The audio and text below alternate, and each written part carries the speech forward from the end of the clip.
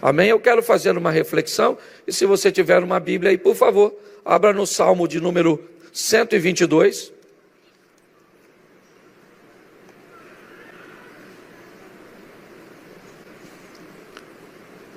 São apenas 9 versículos, e eu quero só fazer uma exposição rápida com vocês. Salmo 122 diz assim: alegrei-me quando me disseram, vamos à casa do Senhor. Os nossos pés estão dentro das tuas portas, ó Jerusalém. Jerusalém está edificada como uma cidade que é compacta, onde sobem as tribos do Senhor, até ao testemunho de Israel, para darem graças ao nome do Senhor. Pois ali estão os tronos do juízo, os tronos da casa de Davi. Orai pela paz de Jerusalém, prosperarão aqueles que te amam. Haja paz dentro dos teus muros e prosperidade dentro dos teus palácios. Por causa dos meus irmãos e amigos, direi, paz esteja sobre ti. Por causa da casa do Senhor, nosso Deus, buscarei o teu bem. Feche os seus olhos mais uma vez. Senhor nosso Deus e Pai, te damos graças por tua palavra, por tua bondade, por tua misericórdia e pelo teu cuidado para com todos nós. Continua falando conosco, ó Deus, usa-nos a todos que vamos passar, ó Pai, por esse momento aqui, que sejamos instrumentos usados por ti, em nome de Jesus. Amém. Glória a Deus. Amém. Eu quero fazer uma reflexão com vocês sobre esse texto.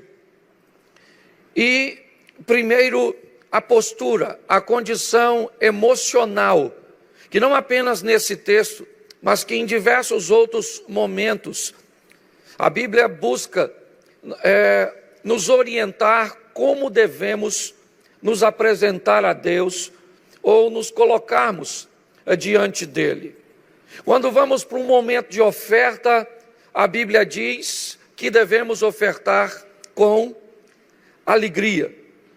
A Bíblia diz que muitas vezes, quando enfrentarmos as adversidades, precisamos entender que há um momento e uma postura emocional para a oração, onde muitas vezes estaremos, e aqui uma oração intercessória, é o que o texto quer nos expor, nos mostrando que vamos estar orando, clamando e com todo um sentimento focado nisso. Mas a Bíblia diz que quando recebermos o retorno dessas orações, nós vamos nos posicionar de forma alegre, de forma festiva, de forma prazerosa. Eu gosto desse texto porque ele começa dizendo, eu me alegrei, e não é uma pergunta, é uma afirmação. Alegrei-me quando me disseram o quê? Vamos à casa do Senhor? Esse não é o tom não termina com um ponto de interrogação, não é uma pergunta, é uma afirmação. Eu gosto dessa exposição porque nós precisamos entender, primeiro, que se vamos ter um encontro com Deus, se vamos estar diante de Deus, quer estejamos no momento de satisfação ou no momento de crise, quer estejamos no momento onde está tudo dando certo ou tudo dando errado, se vamos encontrar com Deus, nós estamos alegres, se tudo está dando certo, louvado seja Deus, porque está tudo bom. E se não está tudo bom, eu vou encontrar com Deus e ainda vou estar alegre, porque vou encontrar com aquele que pode mudar a minha história. Então o que a Bíblia está dizendo é, seja qual for a sua situação hoje, fique alegre, porque você veio se encontrar com quem? Com Deus. E se está tudo bem, você veio para agradecer. E se tudo não está bem, você pode ter certeza que as coisas vão mudar. E esse pranto vai se transformar em alegria, em satisfação, em prazer. Quando olhamos para esse texto, isso é extraordinário. E o verso 2 diz assim, os nossos pés estão dentro das tuas portas, ó Jerusalém. Preste atenção, por que eu vou estar alegre, feliz? porque os meus pés, as minhas bases, certo? As minhas raízes, a minha estrutura está dentro de Jerusalém. É muito importante você, quando ler a Bíblia, entender o que é mensagem para judeu e o que é mensagem para a igreja. Muitas pessoas se atrapalham com isso. Às vezes veem comportamentos culturais, estruturas que são direcionadas para o judaísmo e acaba colocando isso para a igreja. É muito fácil encontrarmos pessoas que têm dificuldade em entender isso. Preste atenção, se nós fôssemos levar isso a nível literal, primeiro, nós não poderíamos estar agora na casa do Senhor. Primeiro, porque ela não existe mais. O local que o templo fora construído, certo? É hoje uma mesquita. Então nós já teríamos problema de dizer: alegrei-me quando me disseram, vamos à casa do Senhor, porque se nós olharmos isso de forma literal, isso seria impossível. Dizer que os nossos pés estão dentro de Jerusalém, ou dos muros de Jerusalém, também seria outro problema, porque nós estamos em Xerém. Já deu para notar? Certo? Ou seja, nós precisamos ter uma visão um pouco mais ampla. O que o texto quer dizer, na verdade, é os meus pés, as minhas bases, os meus valores. Aliás, quem está indo para Jerusalém para festejar, são 7 festinhas. Para quem acha que crente não tem que ser alegre, judeus têm 7 por ano. Só para tu entender como é que é a vibe do povo de Deus a nível de festividade, de alegria. Não é à toa que crente gosta de festinha. Louvado seja o Eterno. Mas preste atenção, meus valores, meus fundamentos, minhas bases, independente de onde eu esteja, olha bem, elas estão nos princípios, nos valores, naquilo que Deus estabeleceu, no povo que Deus escolheu. Quando o texto está dizendo, os meus pés estão dentro das tuas portas, não interessa se eu estou na universidade, se eu estou no trabalho, se eu estou na minha casa, se eu estou num cinema, num shopping, as minhas raízes, os meus valores, as minhas atitudes e as minhas ações são pautadas, se isso é importante, certo? Onde Deus, ou nos valores de Deus. Posso ouvir um amém? Isso. O verso 3 diz que Jerusalém é uma cidade edificada de forma compacta, de forma bem estabelecida, de maneira forte. Bom, se nós não estamos falando de Jerusalém, certo? Lá no Oriente Médio, nós estamos falando da igreja. E quando falamos que a igreja, que na verdade somos nós, porque a Bíblia diz que Deus não habita em templo feito por mãos humanas. Então, ainda que em determinado momento não estaria de forma nenhuma equivocada eu dizer, alegrei-me quando me transformei na casa do Senhor. Porque hoje a casa do Senhor somos nós. Amém? O texto no verso 3 diz que é uma cidade forte. Uma cidade que por anos a fio, ainda que o texto não viu tudo isso, o escritor, todas as destruições, todas as ocupações, todas as crises, todas as vezes que derrubaram seus muros, todas as vezes que queimaram o templo, todas as vezes que jogaram tudo por terra. Mas o que nós aprendemos no verso 3 é que ela é uma cidade que não se destrói. Ela é uma cidade que vê aqueles que a destruíram lá na frente serem exterminados, sejam eles assírios, babilônicos, sejam gregos, sejam romanos, certo? Sejam quem for. A estrutura mostra algo muito particular a respeito daquele que vai viver com Deus. Nós precisamos entender que somos alegres, por quê? Porque nossos fundamentos estão em Deus, e se nossos fundamentos estão em Deus, nós somos indestrutíveis. É importante entendermos isso. Nós, independente das crises, dos problemas, das adversidades que vamos enfrentar, nós vamos nos reerguer, Nós vamos ter resiliência. Sabe aquela capacidade que a almofada da sua casa tem depois que você se levantou de cima dela? Dá uma olhadinha na sua almofada se ela estiver legal. Senta em cima dela, aperta ela, isso, comprime ela e depois solta, que você vai ver ela fazendo assim, ó, e voltando à condição normal. Nós servimos ao Rei dos Reis, o Senhor dos Senhores. Nós estamos debaixo de uma grande nuvem de testemunhas e de uma pressão extraordinária, pois todo dia traz consigo o seu mal. Mas o nosso general é Cristo, o nosso Senhor é Rei dos Reis. E por mais desafios que encontremos, nós vamos sobreviver. Amém?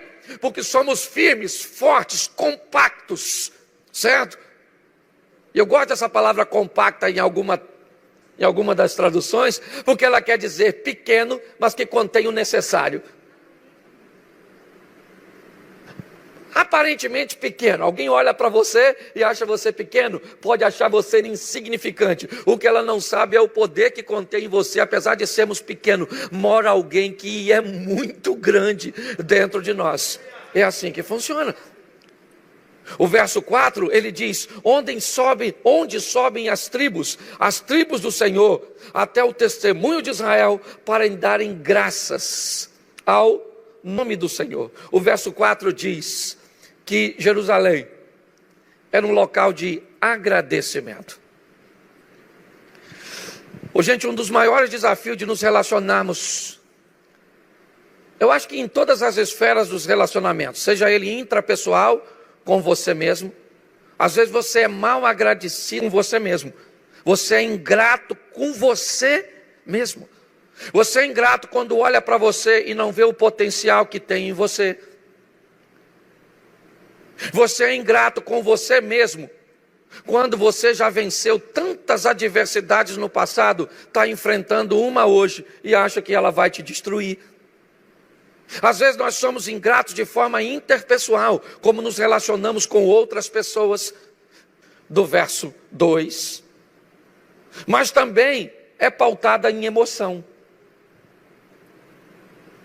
Tudo que vamos fazer, normalmente segue duas vertentes. A vertente dos valores, dos princípios. Vamos falar de aborto. Então o que nós vamos usar por princípio?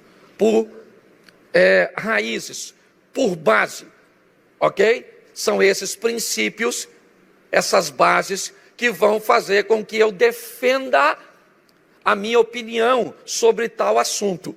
Isso são raízes, princípios e valores. Só que eu também tenho um posicionamento emocional. E esse posicionamento emocional pode me fazer falar a coisa certa de forma errada, no tom errado, da maneira errada. Eu gosto dessa expressão de prosperidade no palácio, porque está falando de plenitude, de uma estrutura governamental, e segura isso, porque eu não estou falando só para aqui liderança, aqui não, e não estou falando de política não. Eu estou falando de você como esposa, ser sábia para tomar uma decisão no que diz respeito ao seu casamento, o comportamento de seus filhos, o comportamento do seu marido, primeiro pautada nas suas bases e raízes e depois pautada no seu equilíbrio emocional. Porque prosperidade, conter o suficiente, o bastante de tudo, enquanto riqueza é ter muito de uma coisa só. O que o salmista está dizendo é: orem para quê? Orem para que as pessoas, para que aqueles que estão ao redor do muro tenham paz. E para que isso aconteça, o palácio tem que estar bem. Aí nos expõe a seriedade de orarmos pelas autoridades.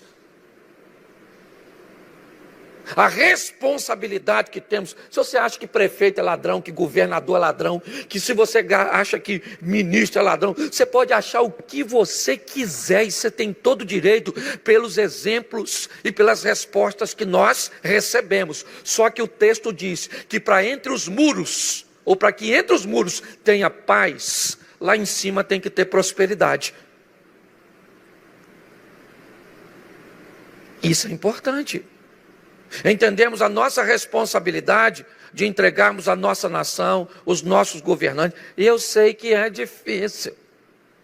Que às vezes dá vontade de você dobrar o joelho e falar: Senhor, eu estou orando porque o Senhor está mandando. Mas a minha oração é para acabar com tudo. Eu recebi uma mensagem ontem que fiquei muito triste. Muito triste.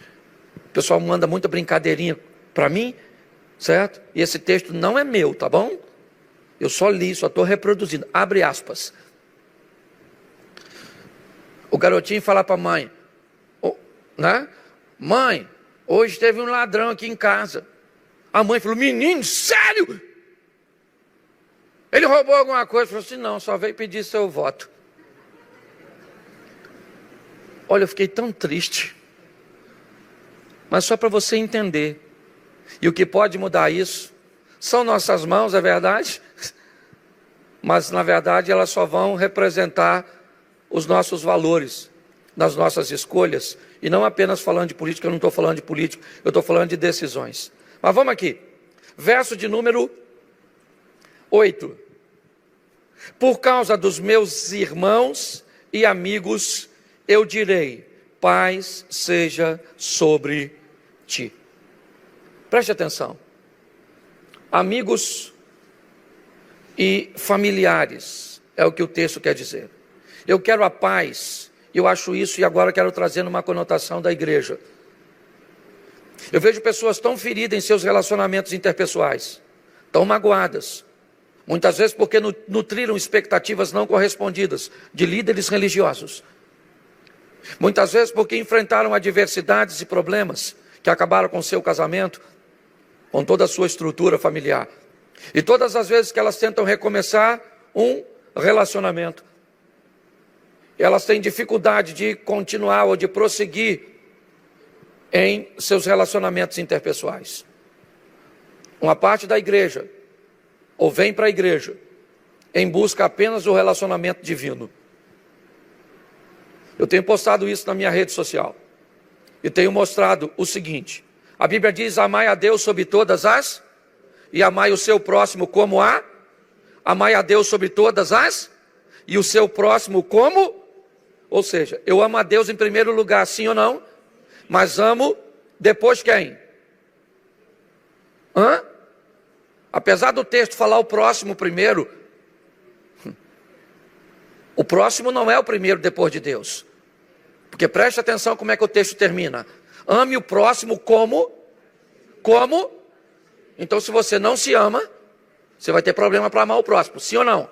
Esse texto está no Velho Testamento, ok? Sim? Vamos dar uma olhadinha nisso mais à frente, só para você entender o que é relacionamento. Já estou terminando. Para você entender? A Bíblia diz que eu tenho que amar a Deus sobre todas as coisas. É isso? Depois eu me amo e depois eu amo o próximo. Vamos lá. Não posso isolar o texto. Lá no Novo Testamento diz: como eu vou amar a Deus que eu não vejo, se eu não sou capaz de amar o meu próximo que eu vejo? E agora o negócio parece que inverteu. Porque a Bíblia está dizendo que eu não vou conseguir amar a Deus se eu não amar o próximo. Primeiro eu amo o, para depois eu aprender a amar a. Deixa eu te explicar por que é isso. Porque essa construção de amor, ela vem na infância.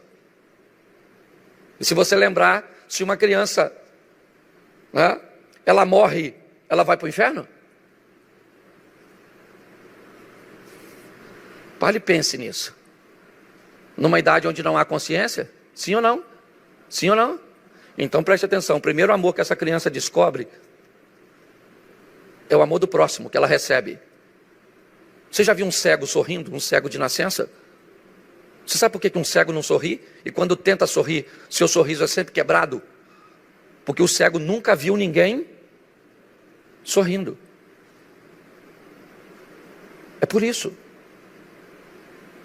Então, para encerrar aqui essa questão de amor, entenda: amo primeiro a Deus, depois a mim e depois o próximo. Aí o texto vem e diz: se eu não amo o próximo que vejo, eu tenho dificuldade de amar a Deus que não vejo. Isso aqui é piorar um pouquinho, para entender, ou melhorar? Quando nós olhamos para o Novo Testamento, Jesus fez algumas considerações, e apenas para cumprir, e não para destruir a lei. Foi isso que ele disse. Mas ele deu algumas colocações muito interessantes. No Velho Testamento diz não matarás, mas no Novo diz se você se irá contra seu irmão, você já o matou. No Velho Testamento diz não cobiçarás a mulher do próximo, mas ele diz se você, ou não adulterarás, perdão, no Velho Testamento, mas no Novo diz se você olhar e cobiçar, você já adulterou. Aí ele diz em João 13, um novo mandamento vos dou, que ameis aos seu próximo como Jesus nos amou. Olha que coisa extraordinária. Agora ele está dizendo, você pode até não ser capaz de amar você mesmo, mas você agora não é mais padrão de amor. O padrão sou eu. Então ame o próximo como eu te amei. E é assim que funciona. Quando nós olhamos para esse ambiente, o que nós vemos? Que igreja é local de relacionamento. Infelizmente, um dos maiores danos da pandemia tem sido esse. O isolamento das pessoas. É muito importante entendermos que a igreja é um local de relacionamento, sim. Aqui estão pessoas que eu tenho prazer em lidar. Eu não venho para a igreja só para encontrar com Jesus. Não. Ou só para participar de um culto. Quantas vezes antes de sair de casa, eu ligo para algumas pessoas e digo, queridão, vai estar no culto hoje?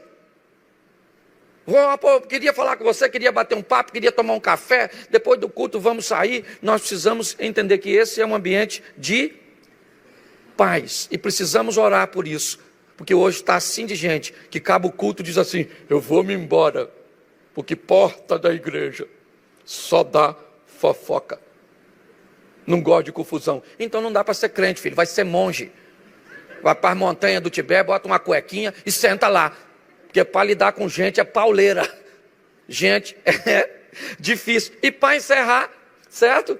Ele diz, verso 9, por causa da casa do Senhor, certo? Nosso Deus, buscarei o teu bem. É magnífico olhar toda essa estrutura, certo? Que Deus criou para nos estabelecer. E eu fico muito feliz de poder fazer parte de tudo isso. Todos os dias eu agradeço a Deus, certo? Muito obrigado a Deus pela oportunidade que eu tenho de lidar com pessoas, de fazer parte da vida de pessoas, de muitas vezes frustrá-las. Sim, quantas pessoas já saíram daqui frustradas comigo, porque esperavam de mim uma perfeição que eu não tenho, porque esperava de mim decisões que eu não fui capaz de tomar. Por isso, eu aprendi que pastor é como motorista de ônibus. Nosso papel é apenas dirigir. E tem ponto que a gente para, que tem gente que sobe. Tem ponto que a gente para, que tem gente que desce. E que eu tenho que continuar dirigindo. Então que vocês continuem orando por mim. Porque tem sido um grande desafio, mas um desafio maneiro. Maneiro. É muita gente doida, que vem com a vida toda bagunçada, uns arrumam. Tem gente que chega aqui e piora. Sai daqui mais bagunçado que entrou. Teve um que entrou aqui e que tinha se divorciado de uma mulher ruim, mas ruim mesmo, eu conhecia. Chegou aqui, ele conheceu uma pior e está vivendo com ela. Esse dia me chamou para me apagar um incêndio.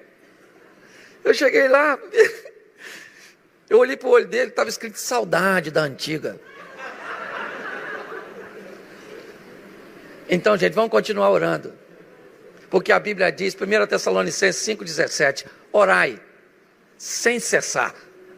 Nós estamos na casa do Senhor, está tudo bem, alegre-se. E se não está, fica alegre. Porque já já a sua história vai mudar, aquele que há de vir virá e não tardará. Amém? Eu quero que você feche seus olhos. O louvor já vai vir para cá, é isso? Isso, vem para cá, turma, que hoje eu só estou de visitante. Feche seus olhos, pode fechar que ninguém vai pagar nada seu não. Está com medo? Senhor nosso Deus e Pai, eu quero te dar graças. Graças por esse trabalho, por tudo aquilo que o Senhor tem feito. Porque sei que desse trabalho saem decisões que nós não somos capazes, muitas vezes, nem de notar. Portas são abertas, pessoas se convertem nos demais cultos, vidas são transformadas. E na verdade são